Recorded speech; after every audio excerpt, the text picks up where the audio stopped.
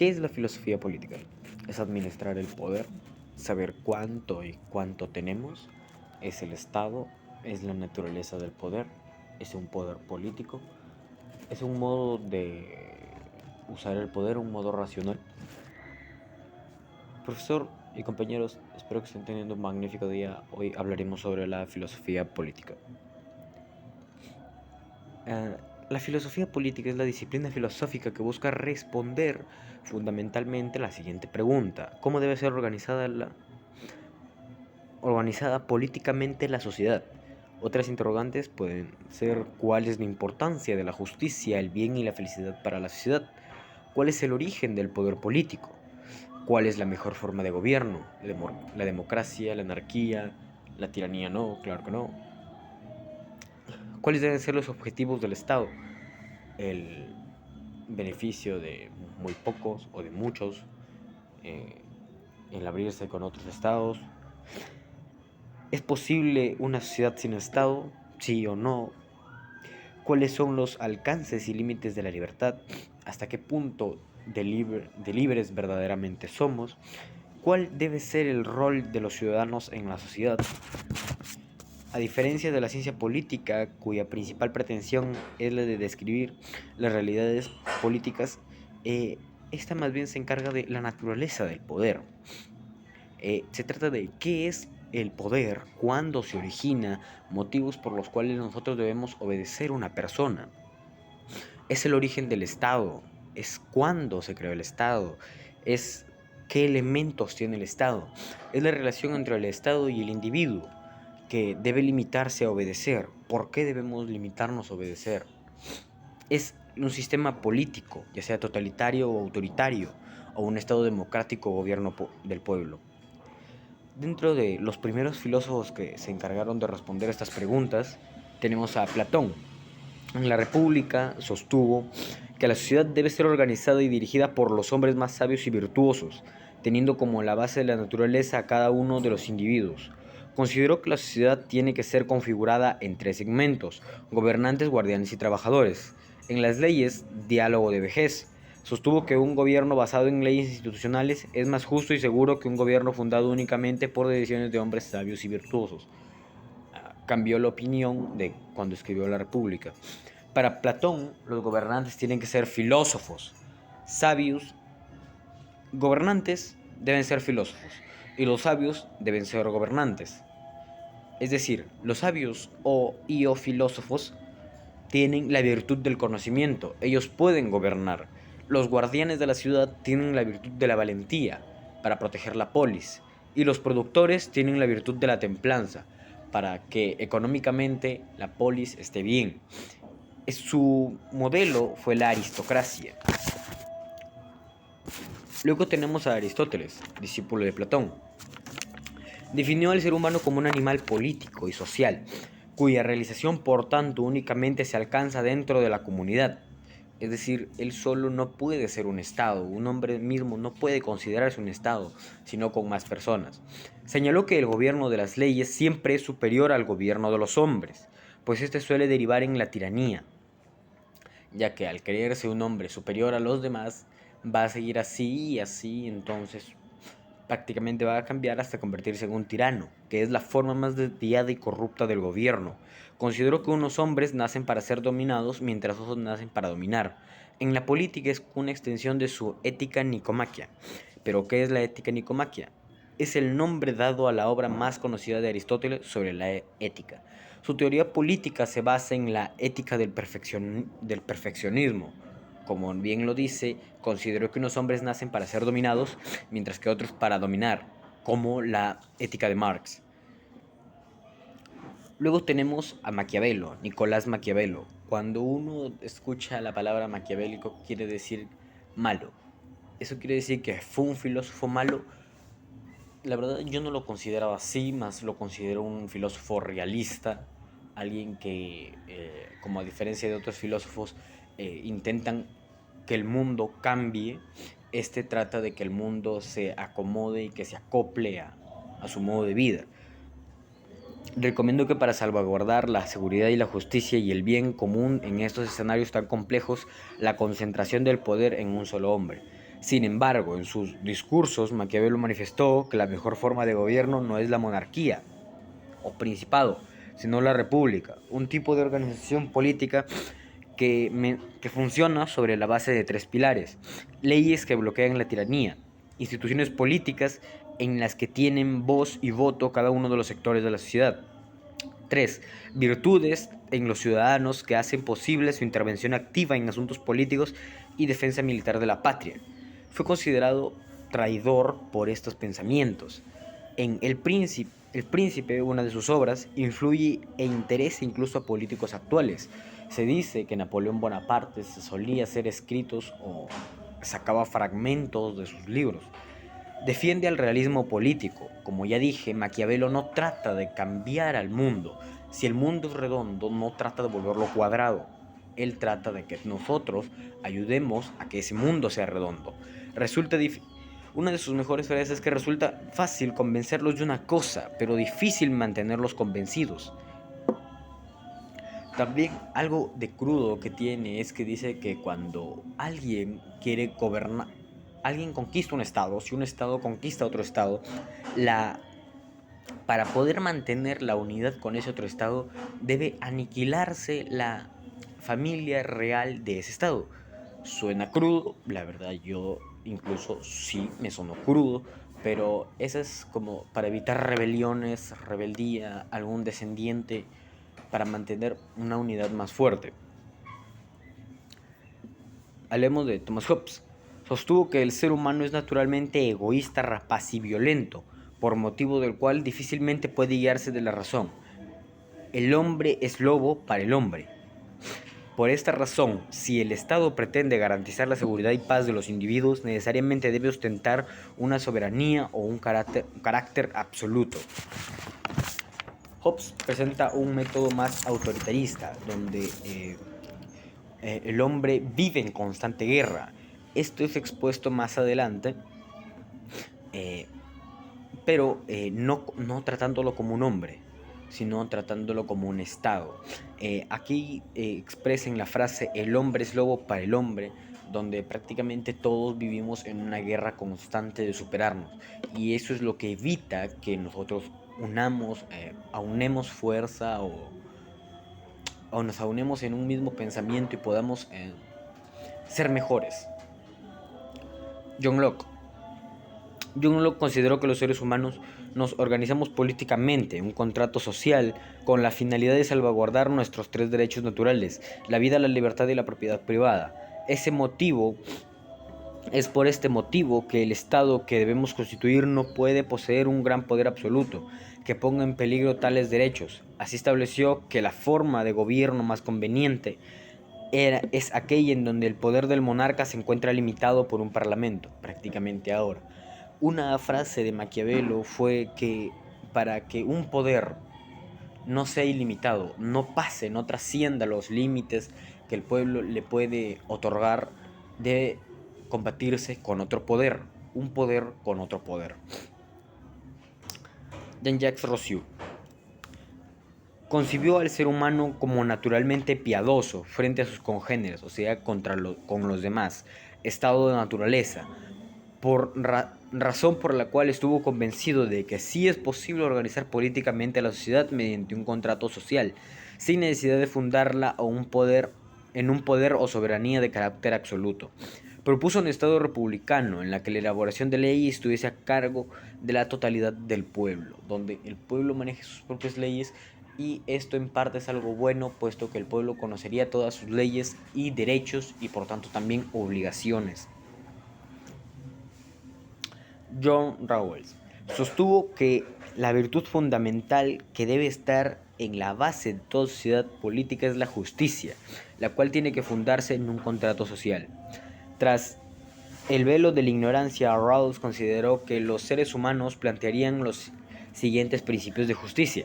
El primer principio, que cada persona debe tener un derecho igual al esquema más extenso de libertades básicas, iguales, compatible con un esquema similar a las libertades de otros, donde no es que aquí en Perú paguen un sueldo mínimo de 850, ahora bajó un poco, y que en otro país el sueldo mínimo sea de 2.000 soles en nuestra moneda.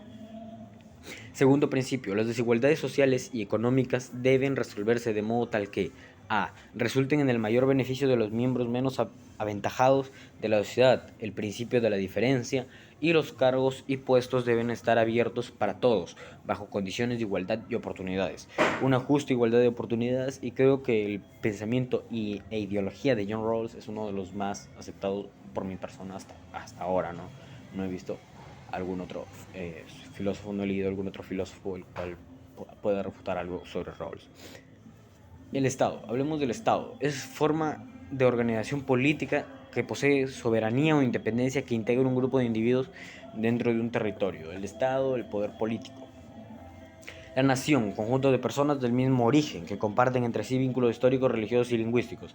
El Perú es considerado nación porque tenemos vínculos históricos, toda la historia que hemos pasado, religiosos, mayormente tenemos la religión católica, se nos fue impuesta, lingüísticos, pues el español, lengua romance, y culturales, las diferentes culturas por las cuales el Perú se ha ido desarrollando. El contrato social, de acuerdo a filósofos modernos como Hobbes, Locke y Rousseau, es el acuerdo hipotético que habría dado origen a la confirmación de la sociedad política. Posteriormente, en el siglo XX, Rawls desarrolló una renovadora teoría del contrato. El contrato social, que más quiere decir que es como un acuerdo de palabra, un acuerdo verbal, pero que tiene cierto significado, que da un origen previo a lo que, o sea, al origen político, pero en menor proporción. El estado de naturaleza, condición hipotética sobre la base de la cual los filósofos modernos explican los motivos por los cuales los seres humanos creamos instituciones políticas. A través de Rawls replanteó esta noción en el siglo XX a través de su idea de la posición original.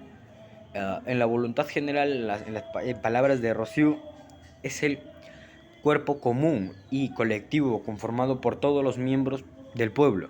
Otorga legitimidad a las decisiones y leyes y constituciones, motivo por el cual es la instancia suprema del poder político. Es decir, es porque nosotros acatamos esas normas.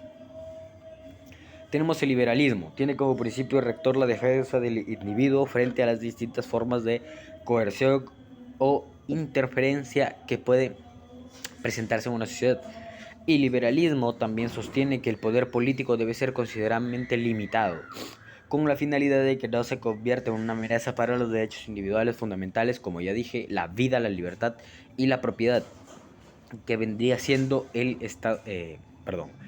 contrato social. Todos hacemos ese contrato para proteger y preservar esos derechos, la vida, libertad y la propiedad. En efecto, los liberales proponen una serie de principios normativos y mecanismos institucionales útiles para evitar la configuración de sistemas de organización política de carácter absolutista y totalitario. Es decir, como ya dije, un poder con un poder para poder controlarse entre sí. Entre ellos se encuentra el equilibrio entre poderes políticos, un gobierno mixto, el Estado de Derecho, la fiscalización de las autoridades y el derecho de la resistencia civil. Es la misma línea. Representantes del liberalismo como Locke, Rawls, Mill y Popper han defendido la libertad de expresión y de prensa, la tolerancia religiosa, el libre comercio y el respeto de las diferentes normas de vida. Prácticamente esa filosofía es la que actualmente se utiliza, ¿no? La libertad de expresión y de prensa, aunque muchos abusan de esta libertad de prensa y o expresión, la tolerancia religiosa, si bien en la llegada de los españoles nos impusieron una religión, el cristianismo, respetamos a otras religiones, ya sea evangelistas y todo eso. Republicanismo tiene como eje la lucha contra la dominación política y económica, social, la misma que no solamente afecta a los individuos, sino también a los cuerpos políticos.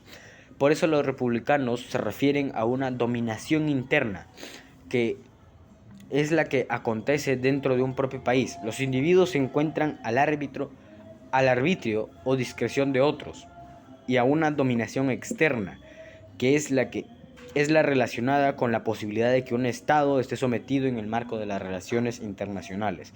Así Maquiavelo, Rousseau y Skinner abordan críticamente la dominación y la dependencia que se manifiesta en las relaciones geopolíticas. El imperio y la colonia, las políticas como el gobernante y los gobernados son las económicas como el empleador, los trabajadores, la empresa y clientes, y las familiares, mujer, padres e hijos, que serían como están en relación de individuo-estado prácticamente, ¿no?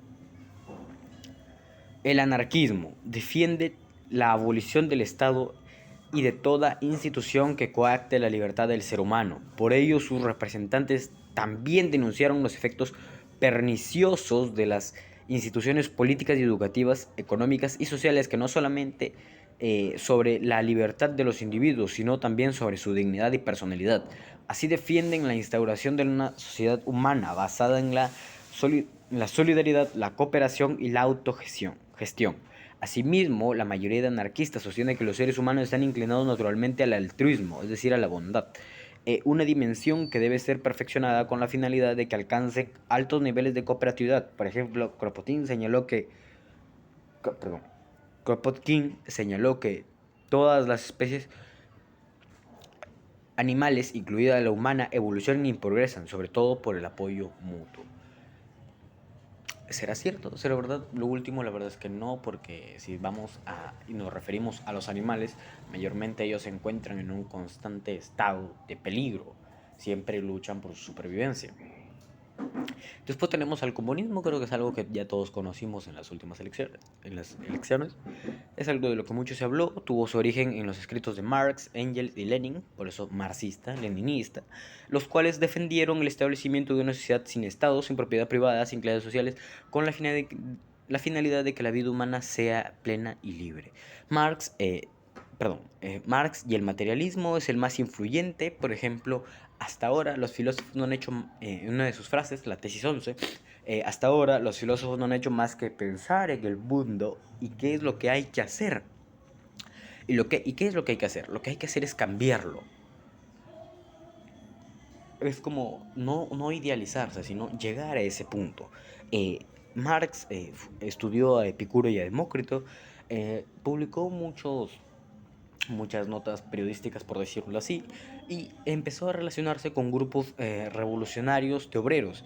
Y tiene que huir a París y conoce y entabla amistad con Engels y otras personas.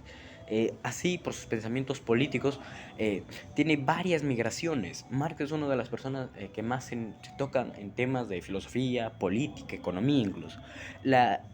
El manifiesto comunista fue una de sus obras.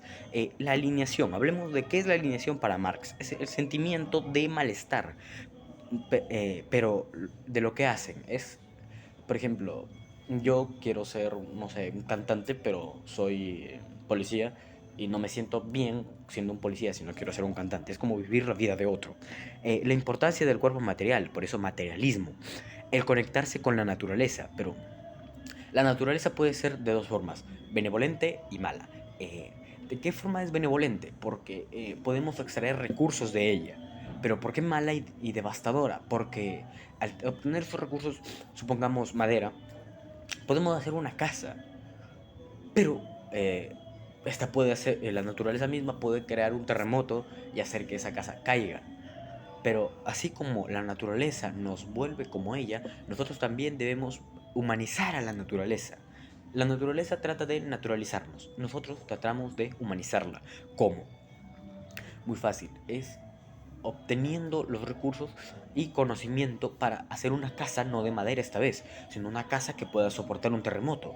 Eh, el trabajo humaniza a la naturaleza y también a los hombres. Luego tenemos a otro exponente de Kant, que es el Estado universal. Kant fue uno de los filósofos que se adelantó demasiado, diría yo, a su época. Kant propone la paz perpetua, un Estado universal. Creo que es el sueño de todo niño decir yo soy el presidente de todo el mundo, pero después te das cuenta que es por países y se te va la ilusión. Pero dice, Kant propone que debemos tener un Estado universal, o sea, que en nuestro planeta, todos los países, obedezcamos a una sola persona. ¿Eso puede llegar a ser peligroso? La verdad es que sí. Su naturaleza es bélica.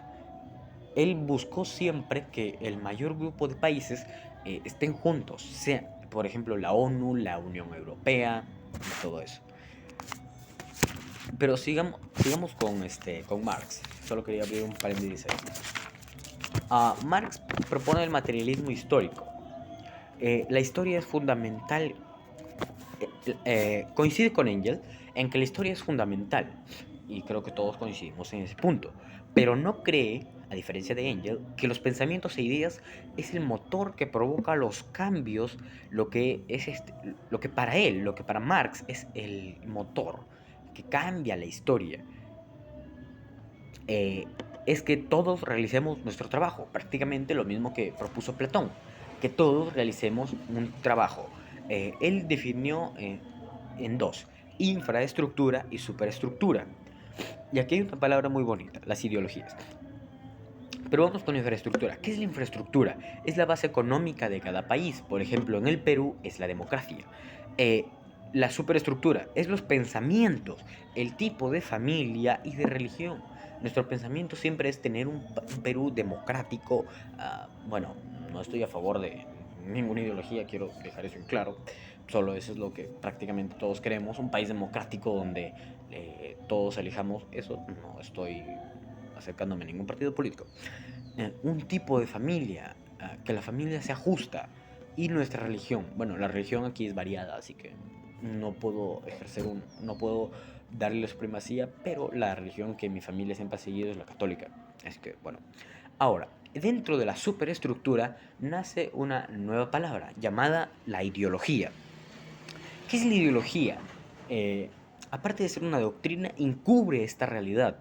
Ah, Suena duro para los que somos católicos, pero es la religión. ¿Qué hace la religión? La religión nos dice que luego de la muerte hay una vida. Es para que el pueblo no se levante, no reclame sus derechos en su tiempo. En el tiempo de Marx, pues eh, Londres, todos sus países se explotaban a mujeres, niños, hombres, y se crearon las religiones con más fuerza para decir, no te preocupes, todo lo que sufres aquí, cuando mueras, llegues al cielo, serás recompensado. Entonces prácticamente nacías con esa idea, crecías con esa idea, te desarrollabas y desarrollabas esa idea y morías en esa idea. Y así a los que implantaste esa idea, ese chip, también lo hacían así, y la verdad es que suena muy feo, pero en parte es realista.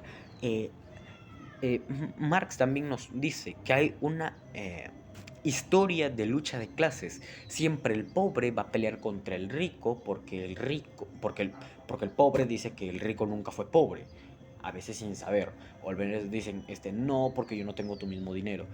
En parte, yo estaría a favor del rico en un modo capitalista, puesto que el rico sabe cómo invertir el dinero, sabe cómo manejar el dinero.